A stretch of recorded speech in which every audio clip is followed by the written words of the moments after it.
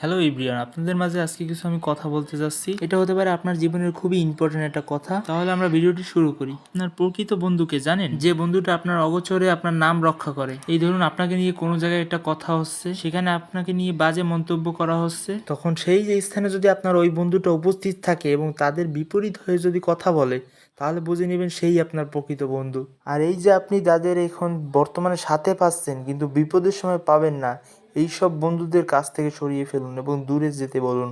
কারণ এই সব বন্ধু বিপদের সময় আপনার সঙ্গ দিবে না, এরা আপনার সুখের সময় এসে পাশে দাঁড়াবে কিন্তু বিপদে থাকবে না। এদেরকে এক কথায় বলা যায় যে সুযোগবাদী লোক। মানুষের বন্ধু বান্ধব 3-4টা থাকলেও কিন্তু প্রকৃত বন্ধু বান্ধব মাত্র একটাই থাকে, যে কিনা আপনার বিপদে আপদে সবসময় আপনার পাশে থাকে। হয়তোবা আমার আপনার সবারই আছে এরকম একটা বন্ধু।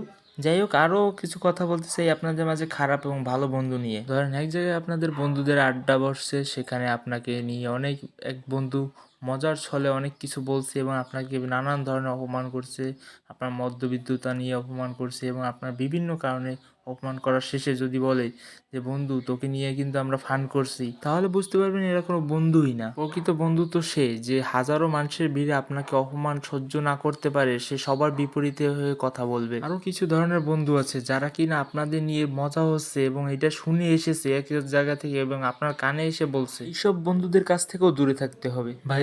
আপনি এখন সবাই জানি যে এখন জামানা ভালো না। কোনো বন্ধু যদি আপনার সাথে চলে বা আপনার সঙ্গে চলে, তাহলে সে বুঝে নেবেন যে প্রকৃত বন্ধু হওয়ার জন্য যোগ্য কিনা, নাইলে আপনার পরে পস্তাতে হবে। আরো কিছু ধরনের বন্ধু আছে যারা কিনা আপনাকে সম্মান করে এবং আপনার নামটাকে সম্মানের স্থানে রাখার চেষ্টা করে। আর কিছু ধরনের বন্ধু আছে যারা কিনা আপনাকে পাবলিক প্লেস এবং অনেক মানুষের ভিড়ে অপমান করার চেষ্টা করে বা সবসময় ছোট করার চেষ্টা করে। এই সব বন্ধুদের কাছ থেকে সবসময় দূরে থাকতে হবে গাইস। আপনাদের হয়তো বা বন্ধু আছে, বান্ধব আছে বা যাই হোক আছে কাছের কেউ, কিন্তু সবসময় তাদেরকে কাছ থেকে দূরে থাকার চেষ্টা করবেন, কারণ বর্তমান জামানা ভালো না। কে কোন দিক দিয়ে আপনার ক্ষতি করবে তা আপনি বুঝতেও পারবেন না। আপনার কাছে যদি টাকা থাকে তাহলে বন্ধু বান্ধবের অভাব হবে না, তাই আপনি বন্ধু বান্ধবের পিছনে সময় নষ্ট না করে আপনার কেরিয়ারে মন দেন। কেরিয়ার পিছনে ওই সময়টা নষ্ট করুন এবং ওই সময়টা নষ্ট করার ফলে আপনার জীবনে কিছু উন্নত হবে, কিন্তু বন্ধু বান্ধবের সাথে মিলতে হলে জীবনে অনেক ক্ষতি হতে পারে।